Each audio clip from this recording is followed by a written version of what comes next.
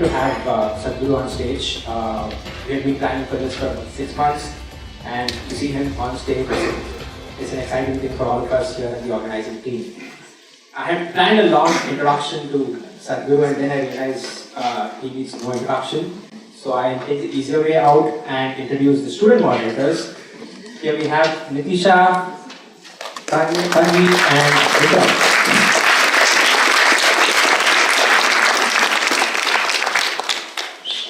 Nitisha and Vikram from the Harvard Kennedy School and Tanvi from the Harvard Business School.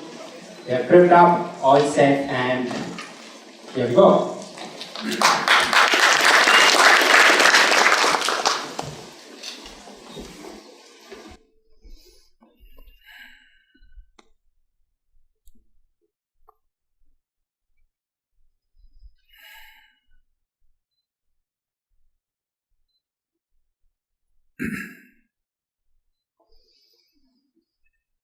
Jananam sukadham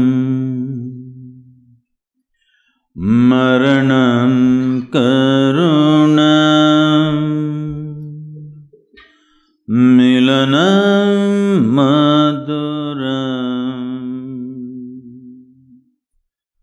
smaranam karunam Kalavashadiha Sakalam Karunam Samayadipate Akilam Karunam. Namaskaram, good morning to everyone. Huh? I said good morning. Please. Okay.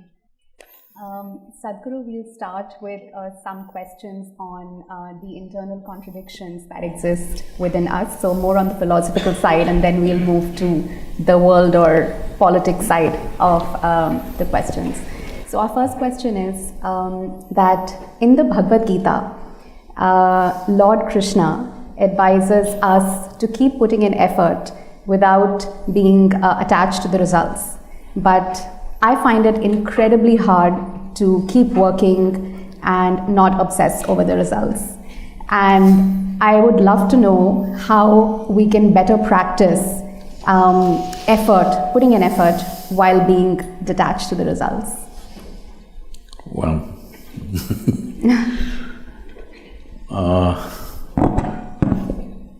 I am not in any way well studied about any scripture. It's unfortunate, but I have to say I have not even read the Gita. But we know the life of Krishna, that people think Krishna means butter, girls and flute. But you need to understand this. All these things happen only till he was 16 years of age. Till you're 16 years of age, well, some butter, some flute, how many girls till 16? I'm asking, practically. So after 16, he lived an extremely committed life. His commitment was to marry the political process of the day with the spiritual process, because he saw unless those who wield power are essentially in their experience have a larger sense of life and an inclusive sense of identity, not my family, my children, my husband, my wife, this stuff, you have a larger sense of identity, only then you must wield power. Otherwise, it will lead to corruption. People say, power is corruption. Power is not corruption. Limited identity is corruption. They believe they're doing the right things and they're doing the horrible things all the time. because their identity is so small. So he was trying to change this. This was his whole life's mission. And always working for results. Hello? A man who's working with such intensity and commitment is not working for not producing results. Obviously, he's working for results. The problem is, you heard what Krishna said through the words of a king's servant. Nobody else told you. He only spoke to Arjuna. Arjuna never spoke. He lived for 36 years after that incident, but he never uttered one word what Krishna told him. Have you heard anywhere? He ruled as a king, but never once he said, Krishna told me this on the battlefield, not once. So everything that you have heard is only from Sanjaya, who was a king's servant. You must understand the quality of a king's servant, he's very reliable. See, if you… let's say, if your husband or wife or children, they saw something, they come and tell you, they will add a little bit of their own stuff and tell you. It is intrinsic to a human being. Their own opinions, ideas, other things will naturally get into what they're speaking. But a king's servant is trained never to add his opinion, otherwise his head will go. He will only interpret everything word by word as it was. So he is a kind of a ancient tape recorder, okay? He's recording and just telling the king, this is what he is saying. But there's no context. What is shared between two people, where there's a very deep relationship, if two lovers are doing something, talking to each other, somebody else may think they're quarreling, but they're doing their love affair. So this is a love affair between Krishna and Arjuna because they know each other very intimately. So he's speaking a certain language.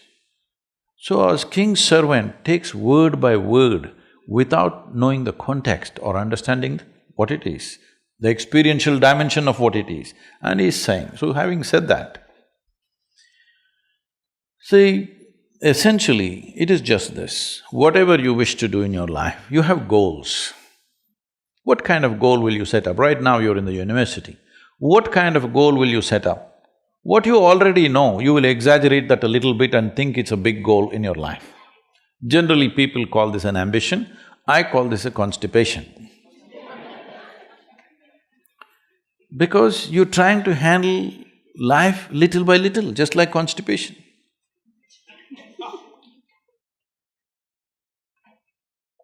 If you have a goal, your goal cannot be something absolutely new, it is only an exaggeration of what you already know, yes or no? Can you think of a goal that you simply don't know? How is it even possible? So, what he is saying is, there is a direction we have taken, but you have to be dedicated to the process, otherwise goal will just be hallucination. If you do one thing right now, just don't take this one breath, take the other breaths, let me see. That's all he's saying. He's saying without taking this step properly, you hallucinate about the goal, what is the point? In yoga we say this very simply. We say if you have one eye on the goal, you have only one eye to find your way, it's inefficient, that's all. So he's just talking about in a battle, if you're inefficient, it is not that you won't get your increment or promotion, you just get dead. Hello? In a battle, if you're inefficient, you think you will just lose your marks or something? A grade you will lose, is that what it is? No, you will be buried that evening. So he's telling him, because Arjuna is talking about how to kill all these people and me become a king, he says, you idiot, you've not become a king yet. You need to shoot this guy in front of you now, properly. Otherwise, you're not the king, you will be buried today evening. That's all he's trying to tell him. Is it wrong? So, every year in the month of November, we have a business event. So, 200 CEOs were there last year also, this November it's coming again. And they just look at how seamlessly Isha Foundation functions. Variety of activity, all volunteers. You know, volunteers means what? Nobody's trained for the job. They are super dedicated, but they're not trained for the job. And you can't fire them because they're volunteers. If you hire them, you can fire them. They're volunteers, how to fire them, you can't. So they looked at this and said, Sadhguru, we pick up the best from IITs and IIMs and all this stuff. But you're just doing with volunteers and your organization functions better than our companies, how is it? I said, see, all of you are dedicated to the goal. Here, I have continuously instilled in people that you're absolutely devoted to the process. Now what you're doing? You do this well, most of them don't even know where I am taking them, all right? They're working for a certain project, they don't know what is the goal. I have something else, if I tell them right now, they'll freak. Because my goals are so far, they will give up. So right now, we have instilled this in them, you just absolutely involved in the process. Know the joy of involvement, first of all. Without absolute devotion to what you're doing right now, you will not do anything significant in your life. Whether it's art, music, spirituality, politics, business, take anything. Without being devoted to the process that you're doing right now, you think you will do anything significant? That's all he's saying. It is all the scholars' interpretations and interpretations they are doing, messing up Krishna.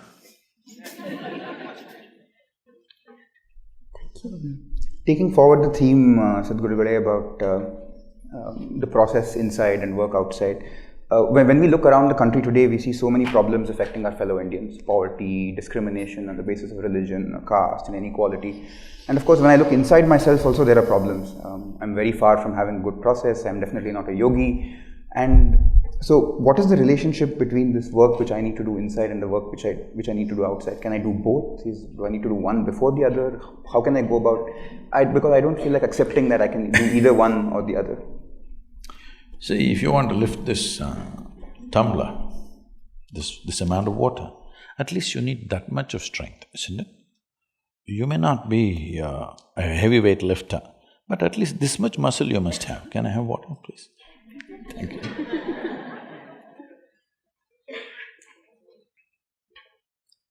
If you don't have this muscle, even taking up this cup won't happen, isn't it? So tell me, preparing to do something, the preparation should be before or after? A whole lot of people think their spiritual process, they will start after they're 70 years of age, when they're no good for anything. If you understand spiritual process as a disability, then that's the way to go. I see spiritual process as the greatest empowerment in my life's experience. I think it should happen at the earliest possible time.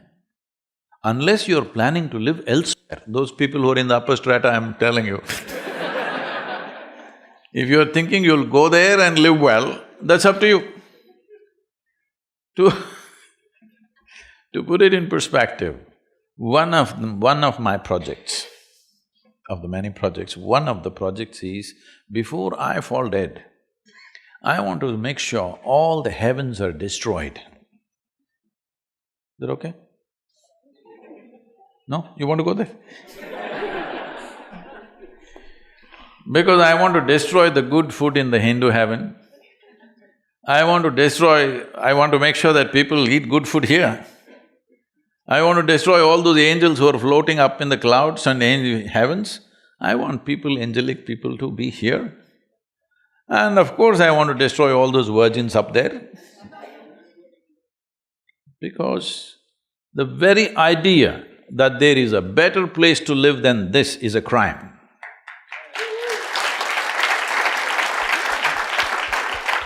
You want to make a hell out of this and go somewhere?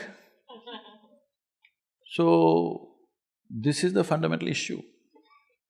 The issue is just this, if you want to do something, what can you do? You can only do what you are. Can you do something more? Can you?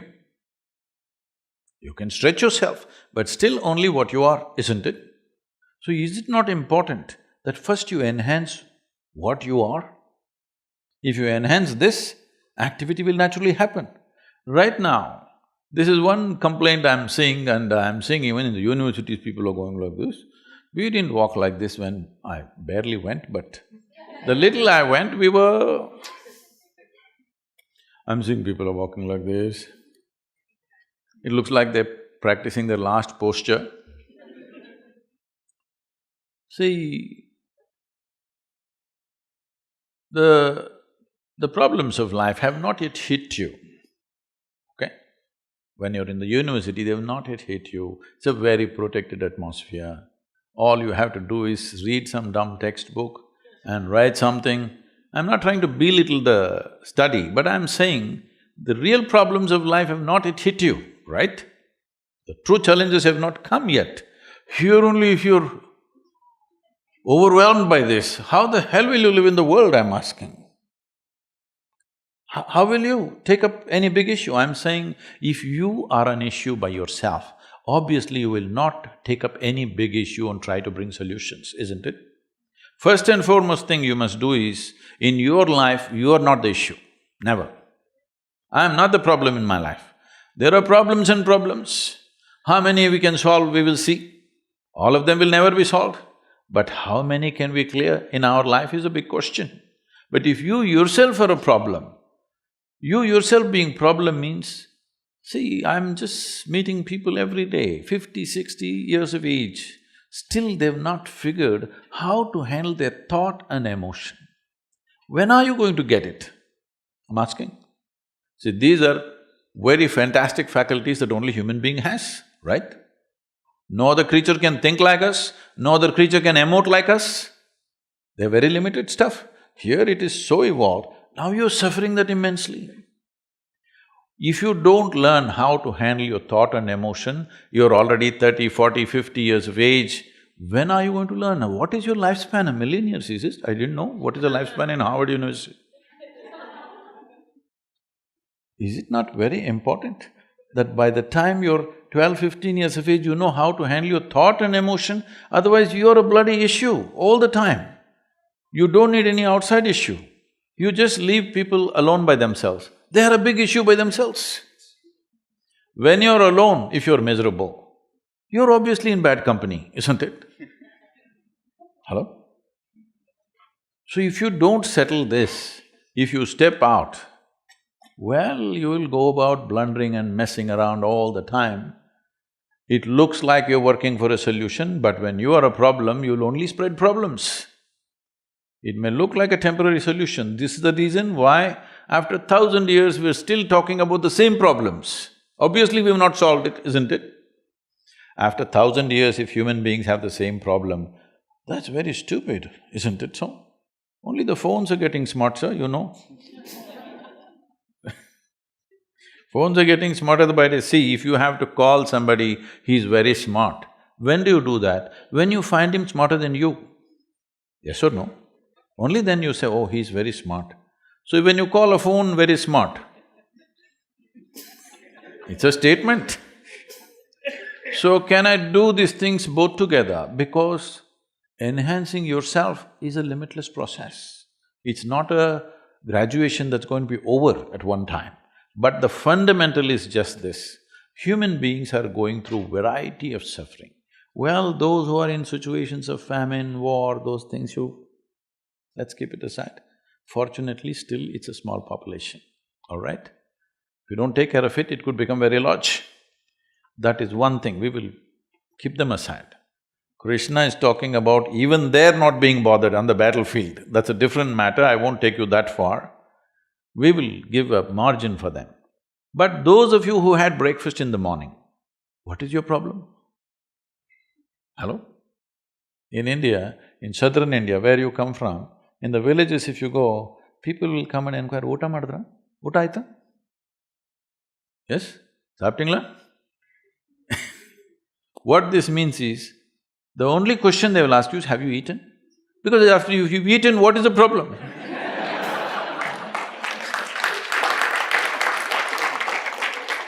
No, for most human beings, if they've not eaten, there's only one problem, food. The moment they eat, they have 100 problems. So it is not that there are problems, it is just that you have a cerebral capacity that you don't know how to use. Yes? If you're alone and you're feeling miserable, what does it mean? Your intelligence has turned against you. Once your intelligence has turned against you, you pray and call whatever forces you want, no damn thing is going to work for you, 100%. If your intelligence turns against you, you are a finished case, isn't it? Huh? All kinds of sufferings on a daily basis. What do you think they're suffering? When is the last time somebody poked you with a dagger? Never happened to you, isn't it? So what is the suffering? You're poking yourself all the time, endlessly. Oh, of course you have good reasons for that. There's no reason, it's just dumb stupid, okay? Yes, it's just darn stupid that you're constantly poking yourself and you think it's being intellectual? Not at all, you just don't know how to use the sharpness of your intellect, that's all it is. Instead of using it towards a solution, you are making a big problem out of it. You think you're suffering life. No, you're only suffering the two most significant faculties of being human, which is a vivid sense of memory and a fantastic sense of imagination. This is what you're suffering. You suffer what happened 10 years ago. You suffer what may happen day after tomorrow already. What does this mean? This simply means you're suffering your memory and imagination. You have no contact with life because your psychological structure has become larger than the cosmic structure. This is your problem. This must be settled. Especially if you're going to get into public life, it's very important you settle this damn thing that you are not the problem. You're never the problem. Outside problems, according to our capabilities, we'll do our best, that's all there is. Sadhguru, one question on karma. Oh, she's So, can good karma cancel out bad karma? And what did you do today? I'm asking for humanity, not for myself. And is our life predestined or can we change it by karma? And what is good karma?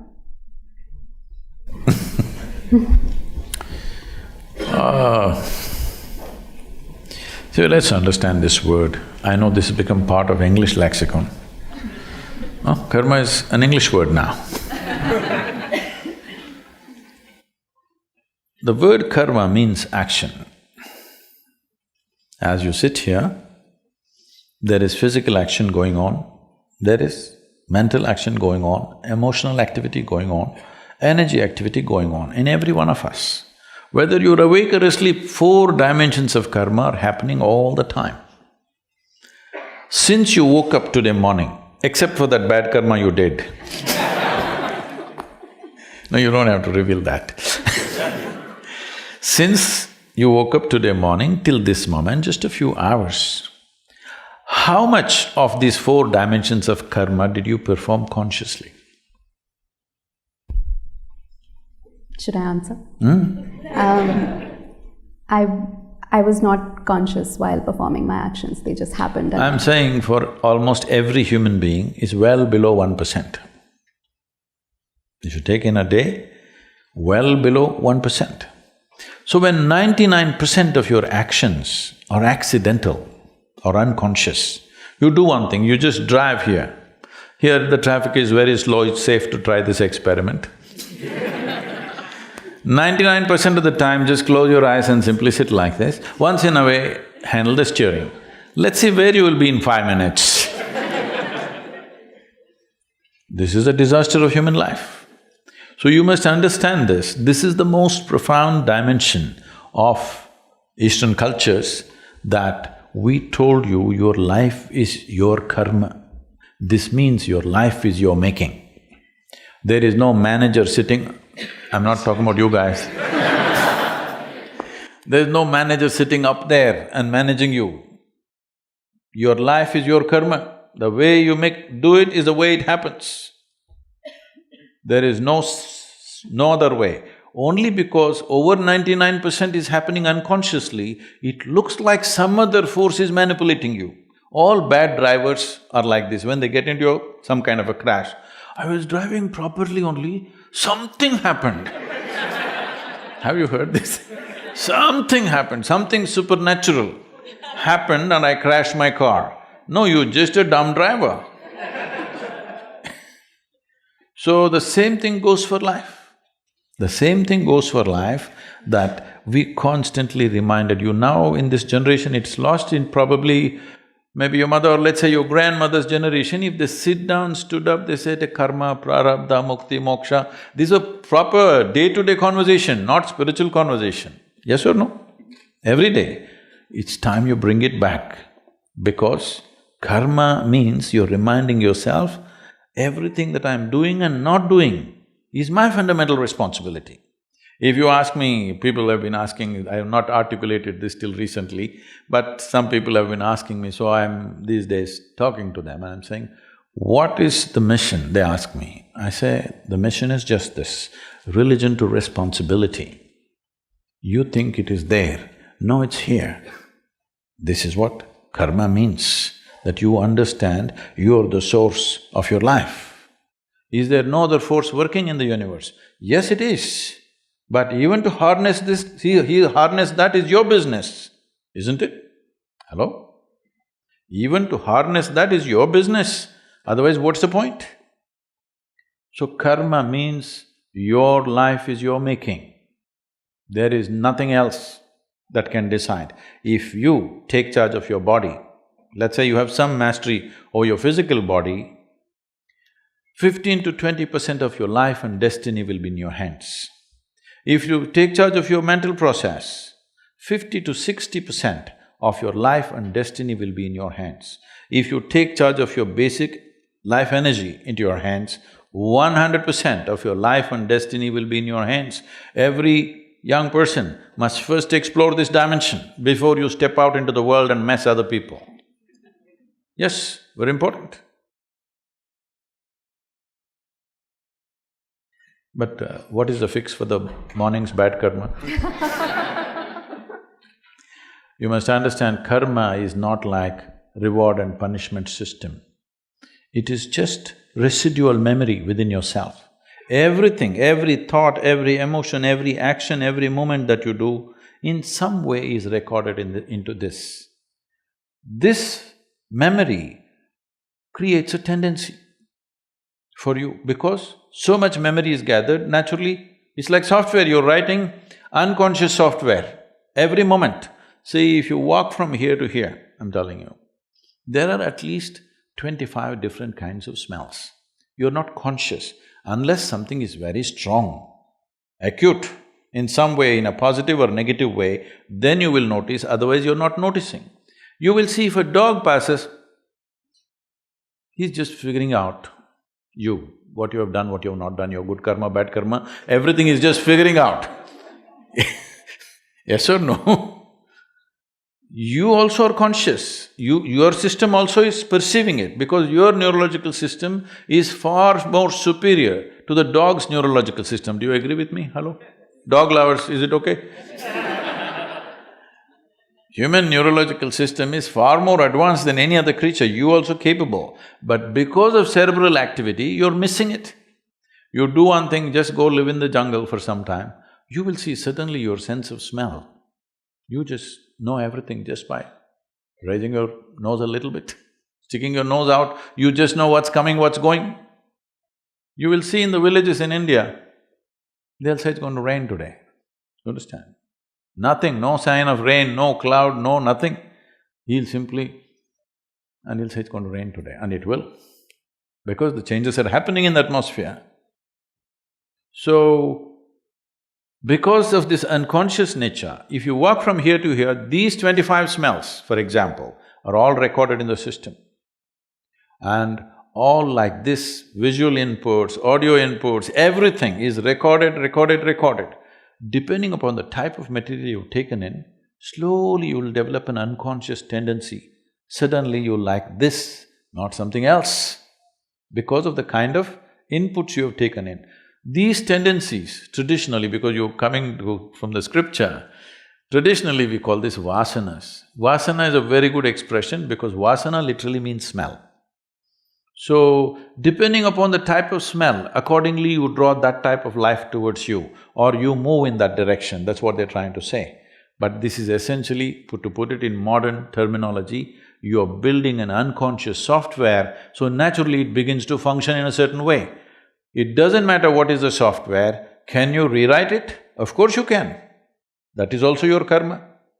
So will you allow unconscious activity that you have performed to rule the nature and destiny of your life, or will you make sure it is the conscious activity that you perform which will rule the destiny of your life? This is something you have to decide.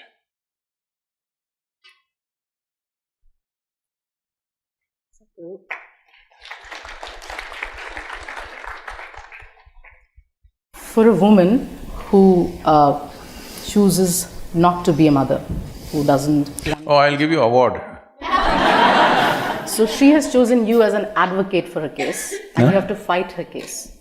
So what are the arguments… I'm sorry, I didn't get that. So there's a woman… Yeah, she who doesn't want to have a want child. be a mother, and she's chosen you as an advocate for her case, and you have to fight her case.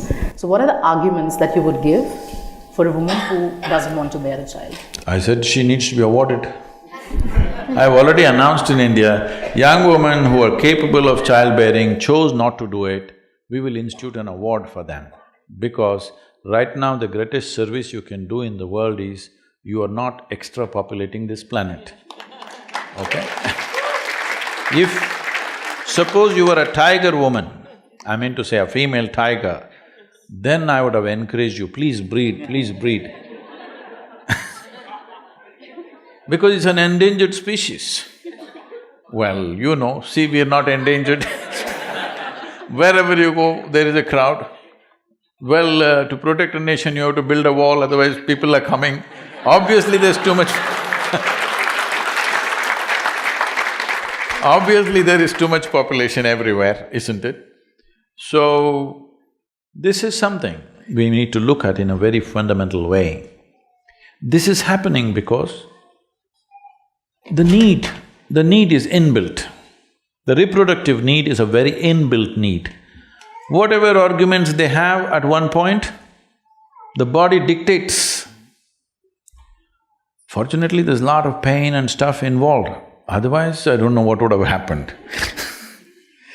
So, this need, if one has to transcend, instead of forcefully putting it down, if your identity naturally shifts beyond your biological self, you will see these needs will completely disappear. Right now, I want people to understand, what you're looking for is not a child. What you're looking for is involvement. Right now, your problem is, you simply cannot involve with people unless they came out of your body. Your identity of biology is so strong, you can't simply include these people as yours. Oh, this one came from my body, this is mine. This is because you're trapped in your own biology, that's all it is. Today, I must tell you, in the Yesha Foundation, there are hundreds of couples who have all chosen not to have children. I said, you want involvement, you want children, I'll give you 100. Why one? You take care of them. Why should it fall out of your body? Not necessary. Human being has the ability, this is an animal instinct. This instinct is needed for the survival of the race, of course. But now, the survival of the race depends on consciously controlling the population a little bit. From the beginning of 20th century, in 1910, our population was just 1.58 billion, let's say 1.6 billion. Today we are 7.6 billion. By 2050, they're estimating we will be 10.3 billion. When it's 10.3 billion, I don't want to be around. Hello? I want you to just imagine, another 50% rise in the world's population, you can imagine what all problems you will face. We are ensuring that our children cannot live well on this planet by producing more children. It's very, very important. We must understand why this has happened is not just because of unbridled reproduction. No, that is not true, it's controlled. It is simply because our life expectancy is extending itself, it's fantastic.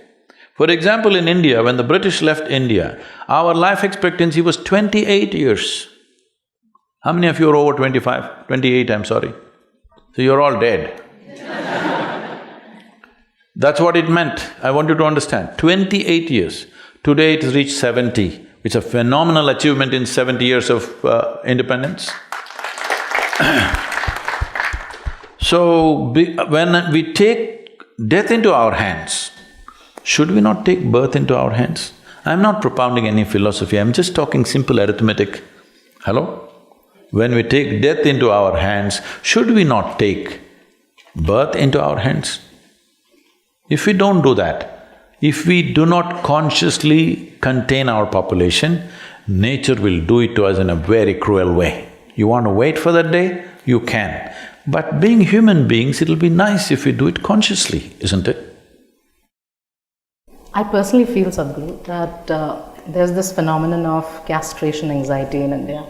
I'm sorry? Castration anxiety, something related to male ego.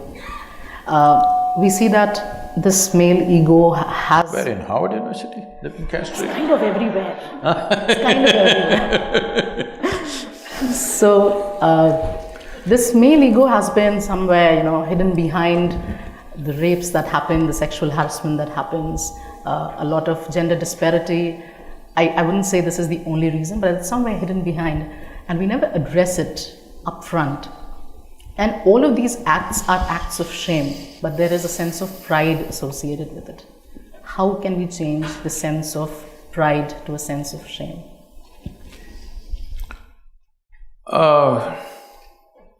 In the question there is a contradiction. If there is a castration syndrome, there shouldn't be rapes. There are rapes means they're not been castrated, obviously, yes? So, we need to understand this. There are many aspects to rape. This is a dangerous subject to tread into because half the population could turn against you on the planet.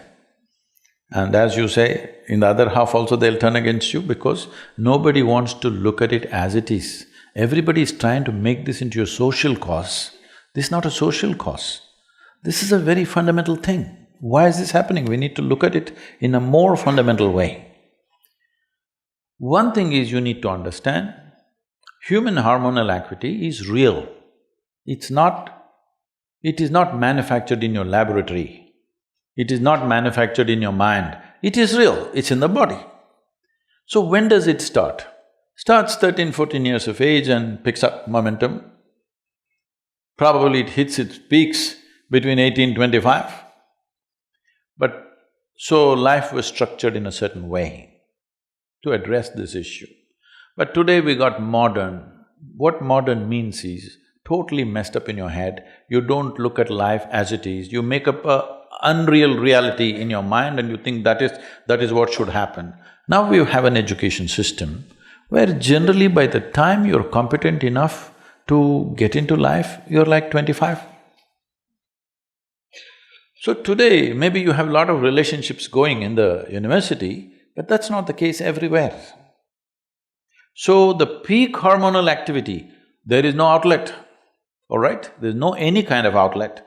Well, girls were getting married 15, 16 years of age, boys were getting married 17, 18, before 20. So it was addressed, even if it was not physically addressed, it was emotionally addressed. That by the time you're 12, they're telling you, see, this is going to be your wife, this is going to be your husband. Emotionally, it was addressed, so they did not look here and there. So now, can we go back to that system? Not at all, it's not possible to go back there. What is the new system? At least we must debate, isn't it? If you leave it loose like that, a fundamental force in human society is hormone. We are born here, I want you to understand this. You and me are sitting here because somebody got horny, all right? Hello? Oh, you're not supposed to say this. No, they fell in love with… Leave it. Somebody got horny. All right. That is why you and me are here, so it can't be wrong. You and me are here because of that. Only thing is how a human society can conduct this dimension in a graceful and aesthetically sensible way. That's all we're looking at, right? We are not talking about against sexuality, we are talking about how to conduct it in a graceful manner. To conduct it in a graceful manner, there must be addressing human issue as a human issue. This is not a social issue.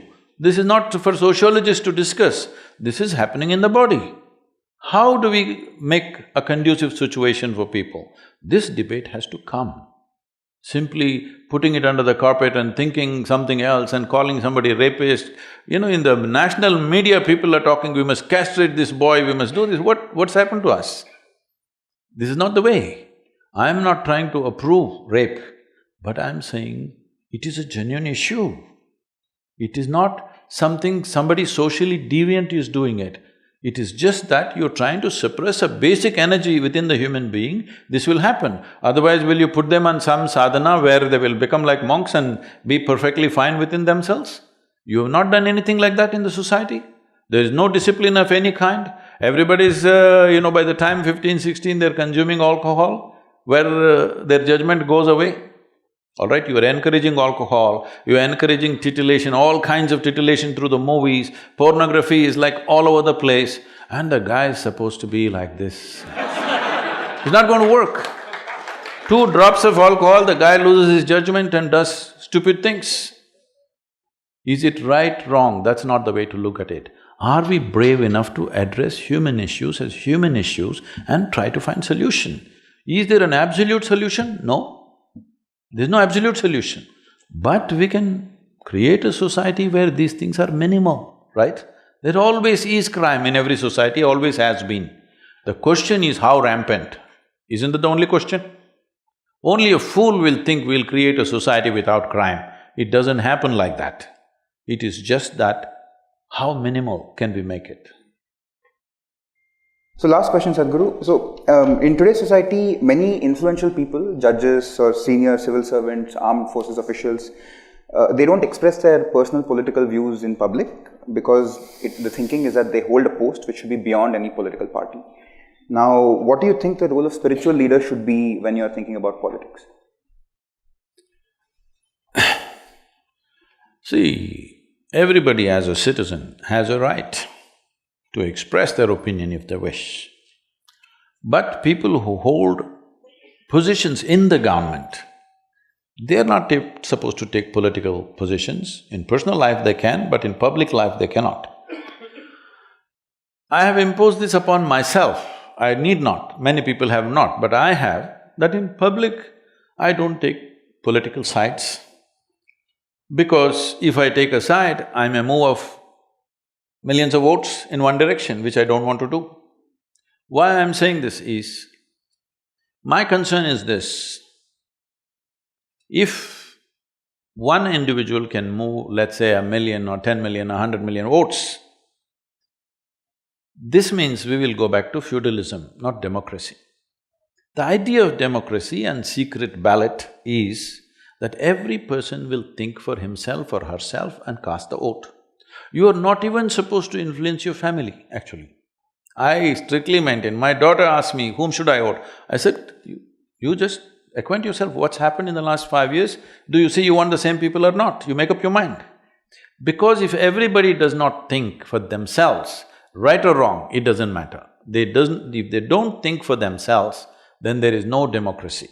I would say, I'm sorry, but I think in United States there's no democracy, it's feudalism. Because my father was a Republican, I'm a Republican, my grandfather was a Republican, I'm a Republican. The same thing goes for Democrats. How is it democracy? You're already fixed. I'm pushing for this in India. I know everybody, all political parties will be against me. I said, political party membership should be taken away. Political parties should not be able to enroll members because now you have 100 million members, these 100 million people are simply voting for you without looking at what you have done or what you're going to do. They should go. Every time, every 5 years, we must be willing to evaluate what's happened. Is it worthwhile giving them another chance or no? This evaluation should happen every election time. But right now it is fixed. Because I belong to this party, anyway I'm going to vote this party no matter what nonsense they do. This has to go. This is just feudalism. You've destroyed democracy.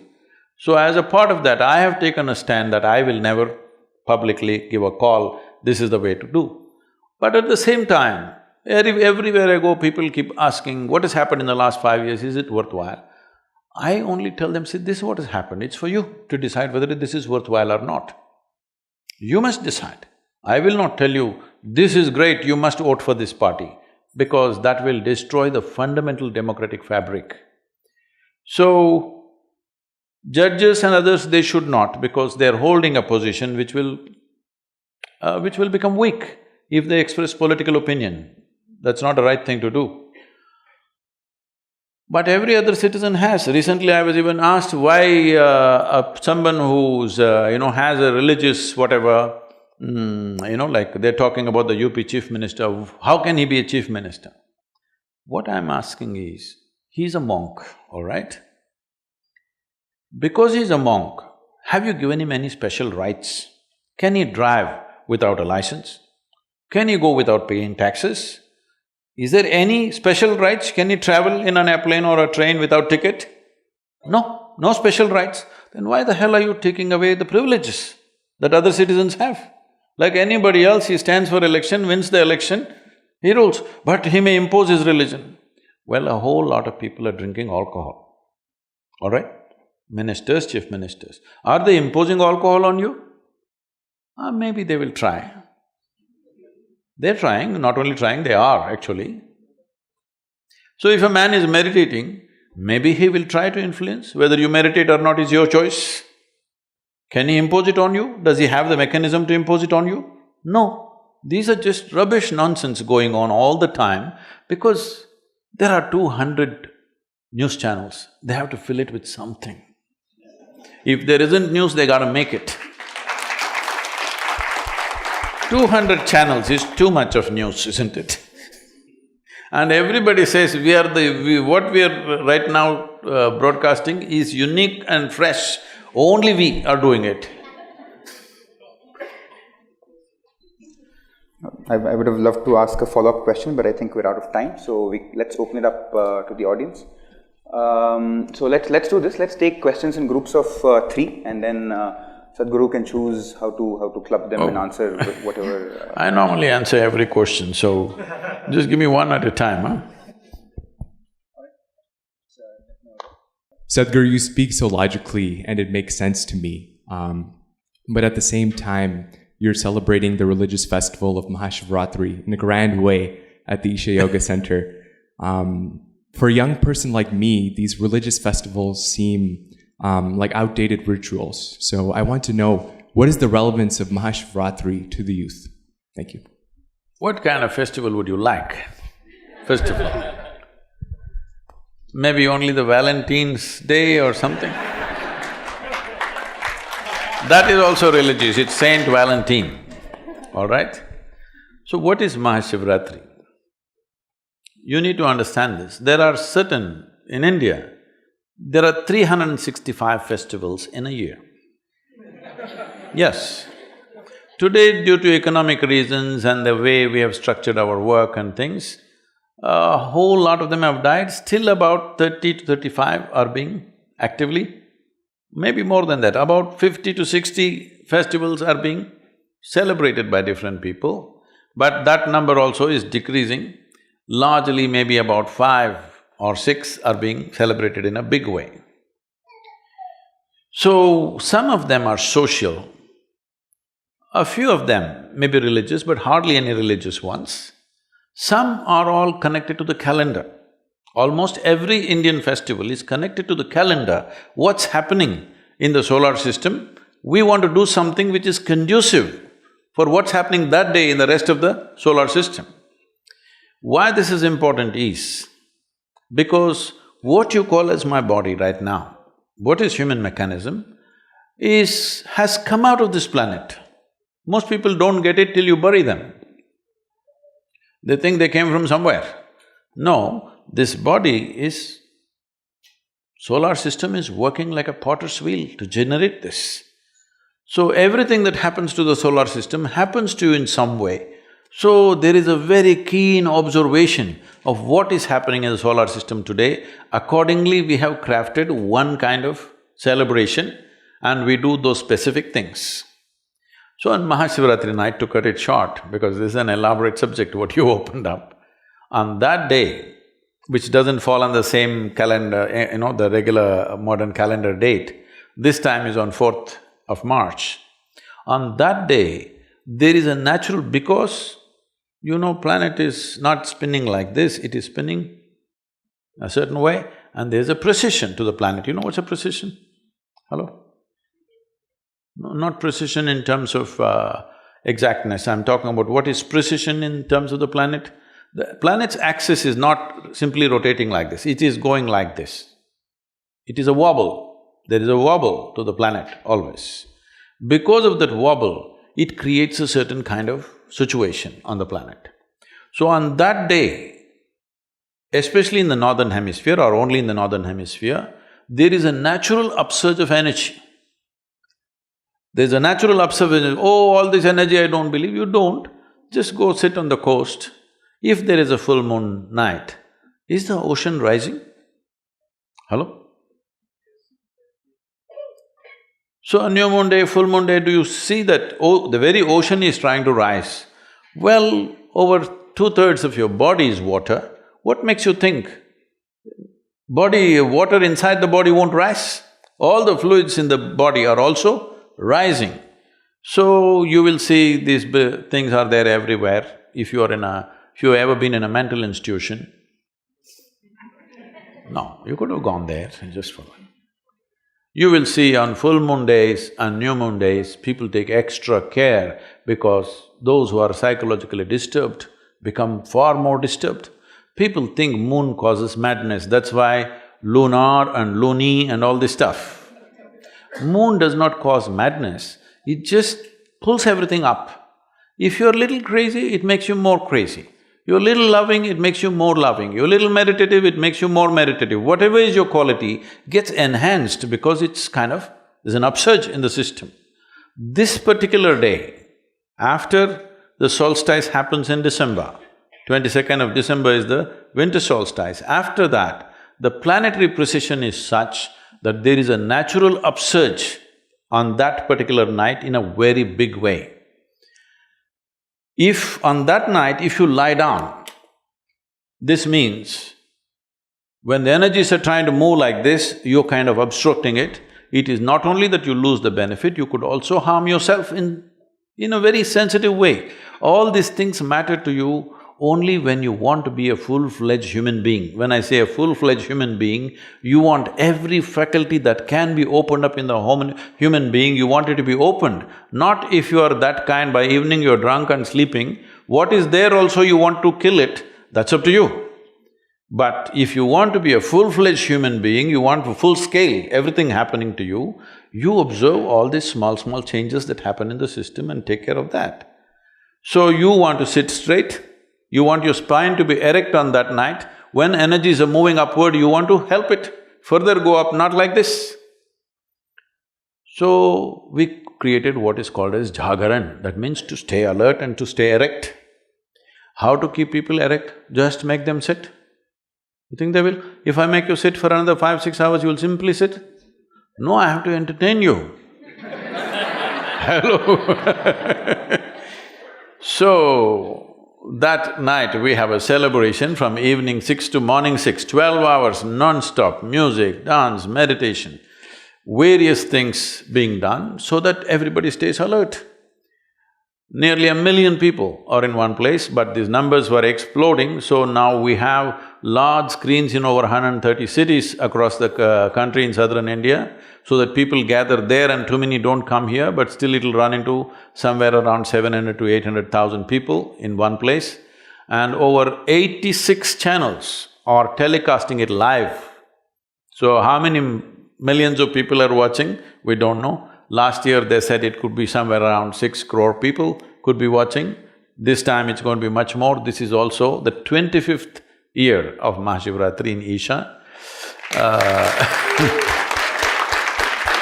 25 years ago, we started Mahashivratri celebrations in that place with just 70 people. So, it's grown that big because people find the benefit of what it is. You do one thing on that night without getting drunk or drugged, just sit alert. You don't like celebration, so you simply sit like this. It's up to you. So, you need to understand this. A human being needs celebration. If celebration has to happen in your life, you need some sense of playfulness, otherwise there's no celebration. Most people can celebrate only if you get them drunk. I will show you 1,000,000 people in one place, not a drop of drink allowed anywhere, but you will see full night, not one person will sleep, everybody's on, okay?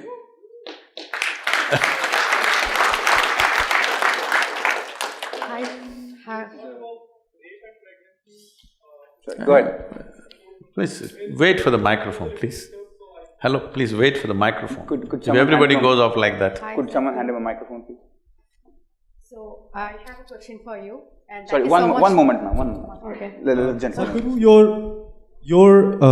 your thoughts, I would say, or I could say your answers about the questions on pregnancy, or whether your thoughts on like what it means for women to bear children or not bear children and the choice thereof, was a beautiful answer. I could Please, relate to everything just come that to you're the saying. question, time is very… The context is slightly necessary, I'll keep it short. And your answer about rapes and increasing cases of rapes, or them being sort of a social crime, but also there's an association of pride, etc. That was a question. And both the answers in and of themselves were honest answers, but together… Hare, this is not a commentary, just come to the question. But together, is it possible that there was in your two answers perhaps unconscious bias or double standard? Because in the answer to pregnancy, you said, oh, it is just your primal instinct, your biological need for an identity to care about a certain person, you should grow beyond it. And in your answer about rape, you said, oh, humans have this I know what I have said, hormonal please. urge, and we are I not… know what there I is have no said, out- why don't you just ask the question? So the question I is… know is it- what I have said. Is it, Just come to the question. is it possible that in these two answers there is perhaps a subconscious bias, or am I reading it wrong? Those two answers to me seem like, All right. oh, this is biological, let it go. Oh, this is biological, it won't go. I think you've made your point, so let's hear please. the answer. Oh.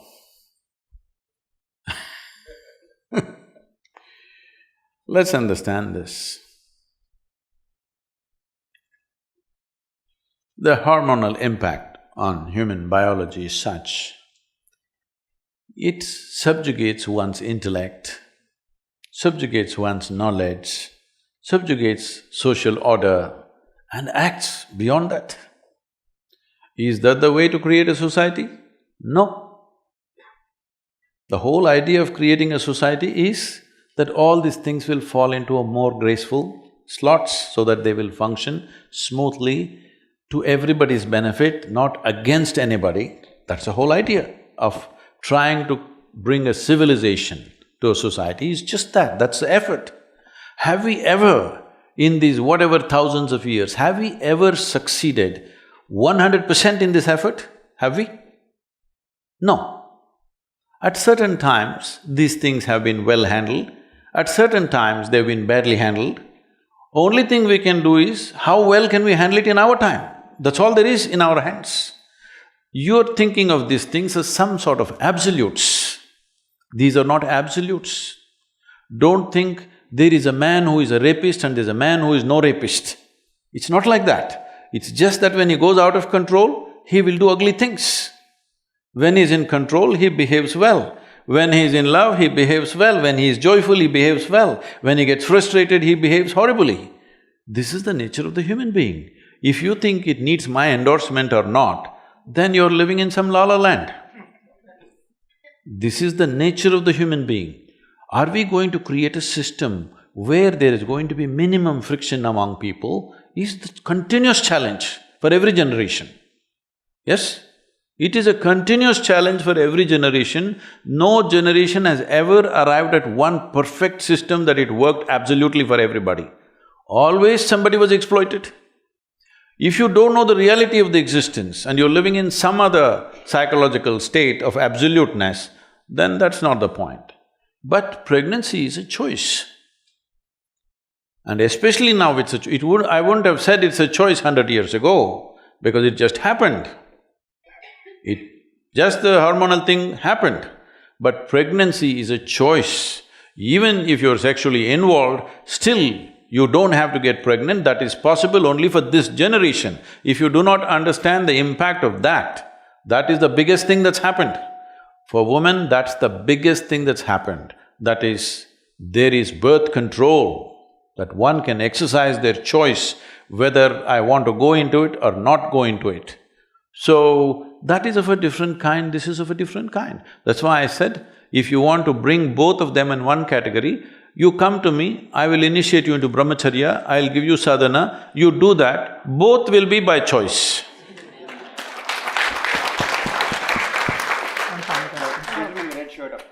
Thank you so much for coming here. I just wanted to ask you about how we can contribute back to society and give back, because everyone keeps talking about contributing and contribution, but it's really hard for each person to come up, and just want to hear your thoughts on it. See, when I talk about giving back something to you, that means I have stolen something from you already. Please don't do that. If you don't do the first act, the second act will not be necessary. As a part of this, we have started this conversation in the business world. It's still picking up momentum, but not enough momentum. I'm talking about structuring businesses in such a way that you understand, in any transaction, you're talking about sustainable business. Not only ecologically, the business also has to sustain as a business. If any relationship has to sustain, it must be beneficial for both the parties. Whether it's marketplace or marriage, I want you to understand, you're not, but whether it's marketplace or marriage, unless it benefits both the people, this transaction is not going to go for long, isn't it?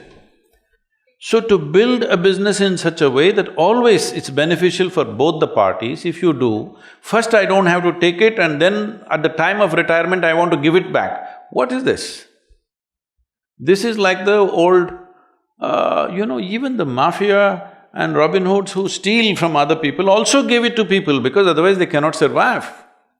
So first don't take it and then try to give it back. Why? Why can't our life process itself is useful to everything that we do? Why can't businesses be built in such a way that it's naturally beneficial to everybody? And if you make this happen, if you structure today a lot of impact businesses are coming which are all thinking on these terms. It is still not large enough as it should be, but it's beginning to happen. As a part of this, right now one of the biggest problems we need to address in the world in the next few years is going to be migration. It's estimated nearly 1.5 billion people will migrate in the next 5 to 10 years' time. When 1.5 billion people start moving, not one wall, people will try to build walls everywhere.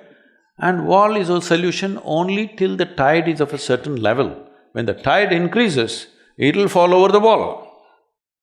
It will. I'm not just talking about one country, I'm saying everywhere. So what is the solution for this? This problem is just this, right now, nearly 80% of the world's investment is probably in approximately 25 to 30 cities on the planet. This needs to spread. If investment has to spread, who will risk spreading their investment to a place which is harder to do business?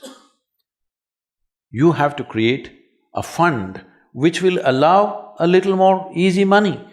If you want easy money, you must invest it in impoverished societies. So we are looking at this in a big way, trying to work with the United Nations and the large businesses and to set up a trust where businesses will be given soft loans for long gestation period, 12-15 years, so that you have time to go there, train the people, create talent and create a business and create livelihood there so that people don't have to go away. What kind of business? Well, businesses can decide what kind depending on the terrain, people, the nature of everything else that is their ecosystem. But if we don't do this now, that if we don't spread the world's investment into various areas, you will see when one segment of population is living with so much comfort and well-being, another segment has nothing, you cannot control it. All these years you controlled it because there was no transportation, you understand? Now everybody has transportation. One way or the other they will come in. One way or the other they will come in. It doesn't matter what kind of barriers you put up, in the next 10 years' time, they will come anyway unless you put investments in various places and create livelihoods. The businesses have to be structured like this. Young people who are studying business, you must think of solving world's problems rather than just thinking of some fanciful ambition. Your ambition, whatever it is, I want you to understand this. You will realize this as you go with your life, but if you realize early, it's better.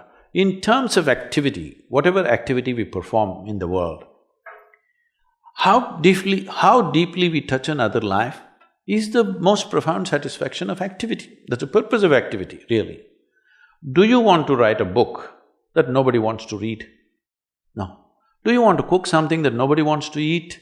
Do you want to build a building where nobody wants to live? When you do something, you want it to touch somebody's life. So if this is the thing, the young people who are going into business, you must think on these terms. How to impact maximum number of lives and where can we do it? If we don't create this opportunity and allow migrations to happen, you will see terrible things happening when people migrate. So you must understand this. Right now, between Africa and the United States, at Spain, Italy, all these places, every year thousands of people are drowning in the waters. They are not reported. Media will not report that. Nobody wants to report that because they're unwanted people. But some deaths will be reported. Deaths are reported. Is anybody capable of reporting the human suffering of leaving their homeland, dragging their women and children and going somewhere? That suffering, can anybody report ever, I'm asking? Is death the only thing that matters? Human suffering matters, isn't it? Human suffering cannot be reported by news media. Only if deaths happen, they will say 100 people died, 200 people died, but that is not the real thing. Those thousands of people who left their homelands where they have lived forever and coming and desperately looking here and there, losing their wives and children and husbands and searching here and there, this is not a small thing. This is going to scale up in a tremendous way if we don't spread investment, if we don't spread businesses into societies which are stuck in poverty right now.